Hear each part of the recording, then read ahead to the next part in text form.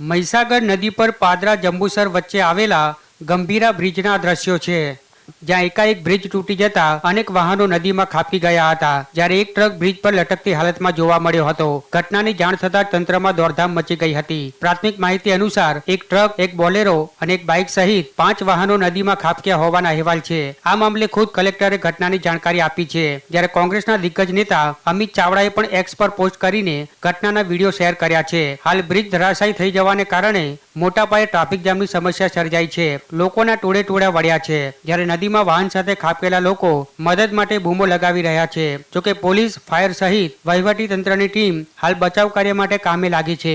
ત્યારે બ્રિજ ધરાશાયી થતાં જ માર્ગ નિર્માણ વિભાગની ગંભીર બેદરકારીની પોલ ખુલી ગઈ છે, કેમ કે સરકારે નવો બ્રિજ બનાવવા મંજૂરી આપી હતી અને નવા બ્રિજ માટે સર્વે પણ હાથ ધરાયો હતો, પરંતુ આ બ્રિજની હાલત જર્જરિત થઈ ગઈ હોવા છતાં તેને બંધ નહોતો કરાયો।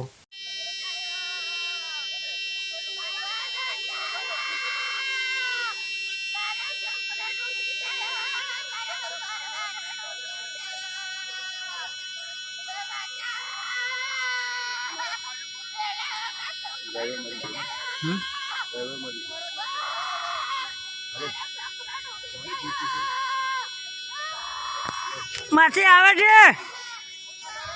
આવે આવે।